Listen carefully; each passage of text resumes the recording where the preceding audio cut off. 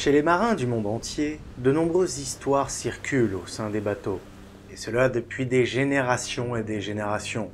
Le mythe des sirènes, du kraken, ou autres monstres légendaires, le triangle des Bermudes ou même encore l'histoire des grands navigateurs que tout le monde connaît. Mais celle qui traumatise même les marins les plus expérimentés, ce sont les bateaux fantômes. Bateaux pirates, bateaux des deux grandes guerres ou même encore des bateaux d'explorateurs perdus, il en existe de toutes sortes. Mais un les surpasse tous, autant dans sa popularité que dans son grand mystère. Le bateau surnommé le Marie Céleste.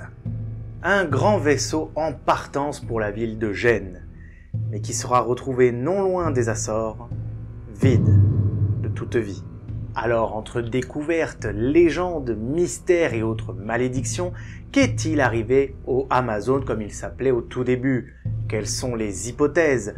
Comment un équipage entier a pu disparaître comme cela en laissant le vaisseau dériver dans l'océan?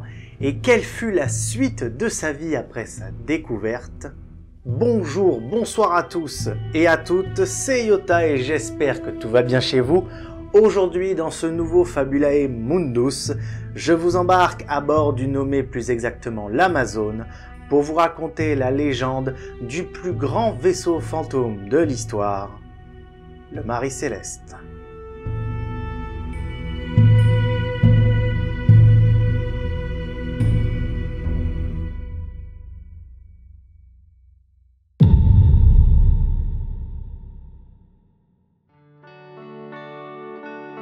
Pour comprendre toute l'histoire de cette légende, il faut remonter à sa naissance. Le Marie Céleste, initialement nommé l'Amazone, est un brick goélette construit en Nouvelle-Écosse en 1861 dans le chantier naval de Josiah Dewis à Spencer Island. Le navire est conçu avec du bois local, mesurant 30,3 mètres de long, 6,9 mètres de large et possède un tirant d'eau de 3,6 mètres pour un tonnage de 198,42 tonnes. J'ai pas compris. Ouais, pas mal d'infos maritimes, je suis d'accord, c'est pour ça que je le dis vite, mais c'est mes racines bretonnes. Enfin, mes racines wikipédiennes, mais bon, bref. Il faut les donner, ça reste une donnée importante. Pour son premier voyage la même année, l'Amazone se rend à Five Island pour embarquer une cargaison de bois à destination de Londres. Après avoir supervisé le chargement, le capitaine McClellan tombe soudainement malade. Et sa condition empirant, le navire retourne à Spencer Island. Arrivant sur place, McClellan meurt le 19 juin des suites d'une soudaine maladie. Vous sentez le problème arriver sur ce bateau? Bon, vous allez me dire aussi, ça peut arriver. Peut-être qu'il a attrapé ce mal avant et que les conditions d'un voyage maritime ne l'a pas arrangé. Ce qui peut être vrai et totalement réaliste. Alors, pour le remplacer, un nouveau capitaine est demandé. Et ce capitaine est John Nutting Parker, pour une nouvelle mission assez importante, la traversée de l'Atlantique. Mais comme vous vous en doutez, le voyage ne fut pas de tout repos. Par exemple, l'Amazone percute des équipements de pêche au large d'Eastport dans le Maine. Et, après avoir quitté Londres, elle coule même un brick lors d'une collision dans la Manche. Aïe! Et ça, c'est que le début. Alors imaginez la suite. Parker commande le navire durant 2 ans. Et à part ses mésaventures de début de capitanat, disons, entre guillemets pour presque, comment on peut appeler ça, le souiller au tout début, bah rien n'arrive après. Durant ces 2 ans, pas grand chose se passe d'inhabituel. Même d'ailleurs celui qui reprendra les rênes du vaisseau par la suite, William Thompson, jusqu'en 1867, ne verra lui aussi rien d'inhabituel. Jusqu'au jour où, en octobre 1867, le navire est jeté à la côte de l'île du Cap-Breton lors d'une tempête. Les dégâts sont tels que ses propriétaires l'abandonnent.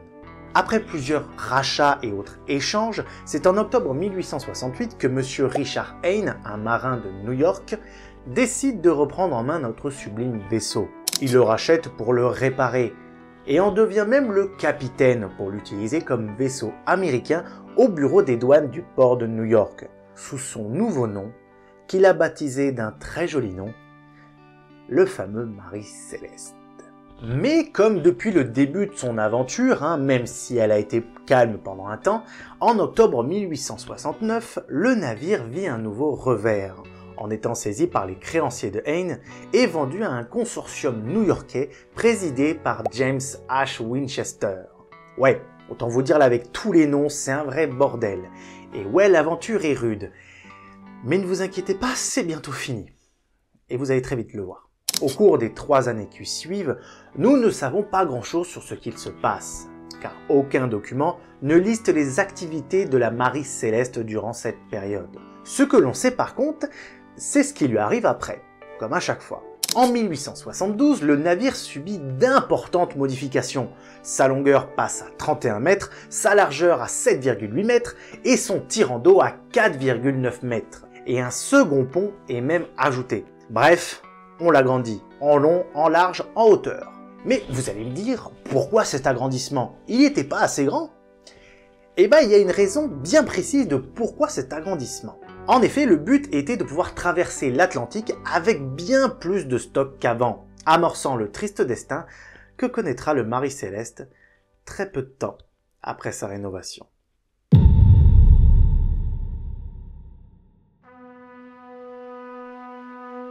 Nous arrivons à une date fatidique, celle du 7 novembre 1872. Ce jour-là, la Marie Céleste se prépare à quitter New York pour Gênes, en Italie, sous le commandement du dernier capitaine de notre histoire, le capitaine Benjamin Briggs. Ce nouveau meneur d'hommes a avec lui un équipage solide, composé de 7 marins expérimentés, ainsi que sa femme Sarah et leur fille Sophia Matilda. À l'intérieur du vaisseau se trouvent plus de 1500 tonneaux d'alcool dénaturé, un produit inflammable mais impropre à la consommation. En gros, les marins ne pouvaient pas se servir là-dedans, comme de vrais pirates et comme de vrais marins. Non, là il fallait juste le transporter. J'imagine pas la tristesse. Pour vous donner un peu plus d'informations sur notre bon vieux capitaine, Benjamin Briggs est un capitaine connu pour sa rigueur et son expérience de la navigation. Ce qui fait de lui un homme brave capable de traverser toutes les mers du globe. Et accompagné de sa famille et d'autres marins de son calibre, la traversée jusqu'à Gênes allait être un jeu d'enfant. Et de l'autre côté, en plus, le bateau est de très bonne facture. D'ailleurs, le capitaine exprima dans des lettres une satisfaction quant à l'état du navire et de son équipage avant le départ. Tout est donc réuni à ce moment-là pour que tout le séjour se passe comme sur des roulettes. Mais ce n'est pas ce qui est prévu par le destin. Le 4 décembre 1872, un mois après le départ du navire, le Dei Gracia, un autre navire commandé de son côté par le capitaine David Morehouse, attend sa prochaine cargaison à Hoboken, près des Açores, un petit groupe d'îles situé dans l'océan Atlantique, à quelques centaines de kilomètres du Portugal et donc du continent. Les conditions étaient idéales. Il faisait beau, un petit vent, bref, tout était parfait pour David et son équipage qui avance vers sa destination finale, Gibraltar. Cependant, le marin repère un navire au loin, qui n'a pas l'air d'avancer correctement. En regardant de plus près, le capitaine remarque que le bateau en question s'appelle le Marie Céleste, et qui a plutôt l'air de dériver que de filer vers les côtes. Le Dei Gracia tente d'envoyer des signaux au bateau pour voir si tout va bien, mais aucune réponse ne parvient à eux. Et cela commence à inquiéter le capitaine. Le bateau commence alors à se rapprocher pour comprendre ce silence de réponse. Mais plus il se rapproche, plus l'ambiance devient lugubre et étrange, comme si l'air lui-même retenait sa respiration. Et lorsque l'équipage monte à bord, l'ambiance devient glaciale, presque morbide, car la réponse du silence est sous leurs yeux. Le Marie Céleste est vide de toute vie. En effet, ils découvrent un navire totalement abandonné. Aucun marin, aucun capitaine, ni même une vie animale. Ce qui est encore plus mystérieux, c'est que l'intérieur des cabines est en ordre. La nourriture et les effets personnels de l'équipage sont intacts, sauf les instruments de navigation et les documents du capitaine qui, de leur côté, ont disparu. En continuant les recherches, les marins remarquèrent que la chaloupe du navire manque. que le gréement permettant la manœuvre des navires à voile est endommagé et que la cale est partiellement inondée, bien que le navire soit encore en état de naviguer. Même d'ailleurs pour vous dire, la cargaison est totalement intacte. Alors attendez, je vais vite fait vous résumer la chose. Le capitaine et ses marins découvrent un Marie Céleste vide de tout équipage avec une cargaison intacte, un bateau presque intact, mais sans aucun membre d'équipage, aucune lettre relatant ce qui a bien pu se passer, et les notes du capitaine qui se sont volatilisées. Le mystère atteint alors son apogée.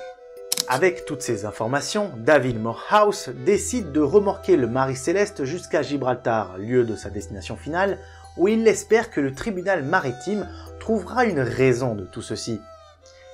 Mais malheureusement, lui et les autres membres d'équipage ne sont pas prêts à avoir une réponse solide.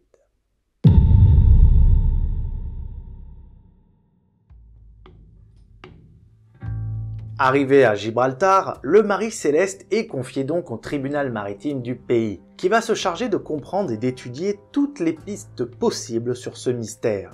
Ils vont par exemple étudier diverses explications, comme une tentative d'escroquerie, une mutinerie de l'équipage, ou même un acte de piraterie, ou même encore plus connaître en profondeur la vie du capitaine et de son équipage.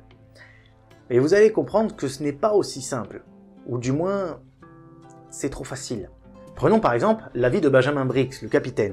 Il est né à Wareham, dans le Massachusetts, le 24 avril 1835. Il est l'un des 5 fils du capitaine Nathan Briggs, et 4 deviennent marins, dont 2 comme capitaines. Autant vous dire que la mer leur coule dans les veines dans cette famille.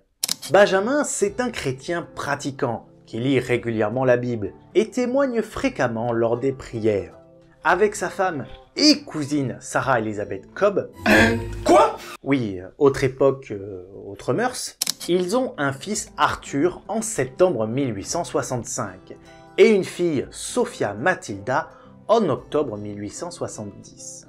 Au moment de la naissance de son second enfant, Briggs est devenu un membre respecté de sa profession. Peu après, il décide de prendre sa retraite et de se lancer dans les affaires avec son frère Oliver, également fatigué de sa vie de marin. Je vais vous rassurer, ils renoncent très vite, car pour eux, la mer c'est leur maison, leur raison de vivre, et décident alors d'acheter chacun des parts dans 2 navires. Oliver dans le Julia A. Alcock et Benjamin dans le Marie Céleste. En octobre 1872, Benjamin prend donc le commandement de la Marie Céleste, pour ce qui doit être son premier voyage après sa rénovation à destination de Gênes en Italie, comme on l'a expliqué. Et il n'est pas parti avec des branquignoles, rappelez-vous ce que j'ai dit. Déjà pour commencer, il est accompagné de son épouse et de sa fille, qui sont habitués à la vie en mer. Et puis Briggs, c'est un capitaine plus qu'expérimenté, qui a choisi son équipage avec soin. Par exemple, le second capitaine, Albert G. Richardson, il le connaît bien, car il a épousé une de ses nièces, et a déjà navigué avec lui. Son adjoint, Andrew Gilling, âgé d'environ 25 ans, est un Américain d'origine danoise, et lui aussi a de solides expériences en navigation. Le steward, Edward William Heard, lui est recruté avec une lettre de recommandation de James Winchester, qui n'est autre, rappelez-vous, que le président de la société J.H. Winchester et compagnie, qui possède le navire. Donc, on est sur une équipe de loups de mer, si on peut dire. Donc, je les vois mal faire autre chose que de naviguer. Dans une lettre destinée à sa mère, postée peu avant la traversée, Briggs se déclare pleinement satisfait du navire et de l'équipage. De son côté, Sarah Briggs informe sa mère que l'équipage lui semble capable. Donc, du point de vue du capitaine ou de son équipage, aucune piste solide ne permet de voir de réponse de ce côté quant à la situation étrange du bateau. Et je vous rassure de suite, pour les autres hypothèses, ce n'est guère mieux.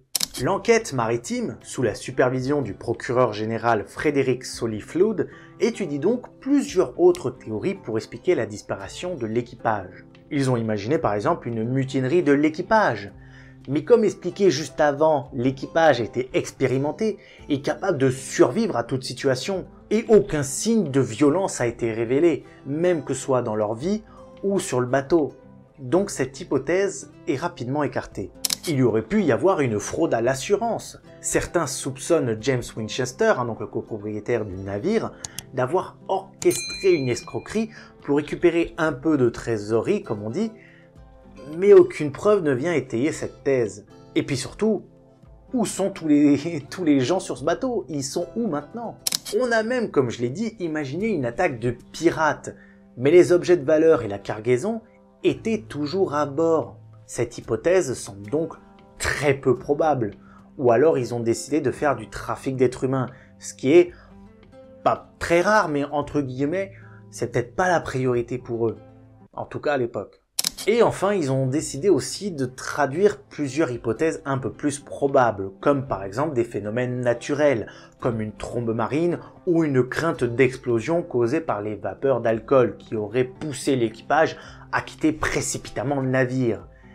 Mais là encore, rien ne permet de valider cette version, que ce soit sur le bateau ou sur quoi qu'autre preuve qu'on pourrait y avoir dessus. Avec cette absence de réponse, les spéculations et les rumeurs finissent par remplacer la réalité des faits.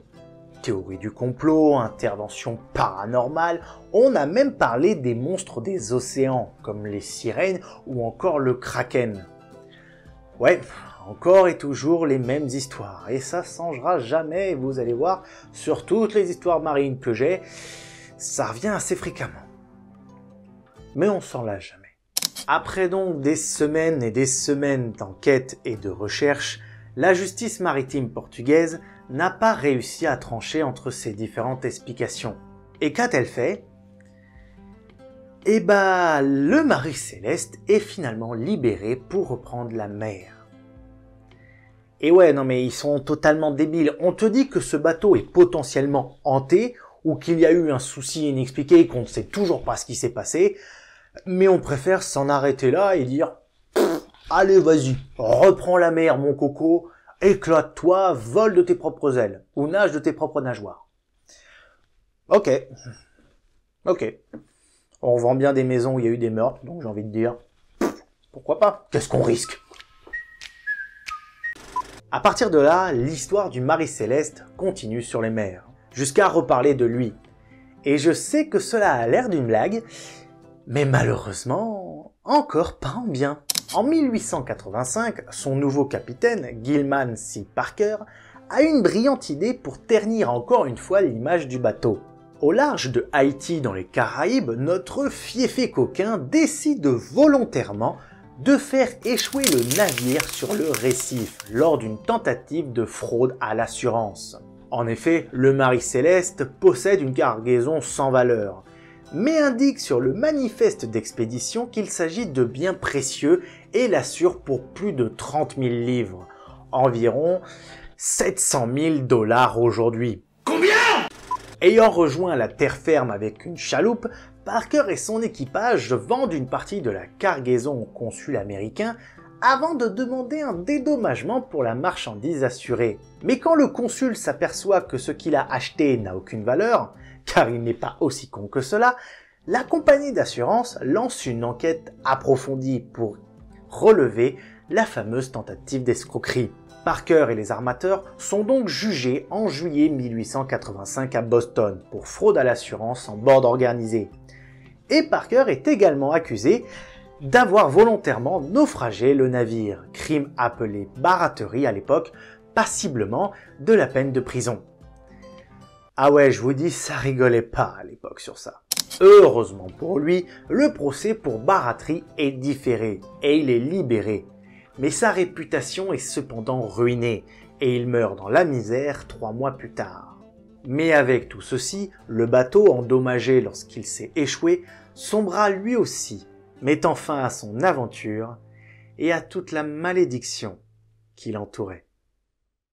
L'histoire de la Marie Céleste est devenue une légende maritime populaire, inspirant de nombreux récits fictifs, comme par exemple une nouvelle du légendaire créateur de Sherlock Holmes, Arthur Conan Doyle en 1884, qui va populariser le mythe du vaisseau fantôme. Aujourd'hui encore, l'énigme de la disparition de son équipage intrigue historiens et passionnés de mystère, alimentant diverses théories allant des causes naturelles aux explications paranormales, même après 150 ans. Voilà, messieurs, dames, l'histoire mystérieuse du vaisseau Amazon, plus communément appelé le Mari Céleste.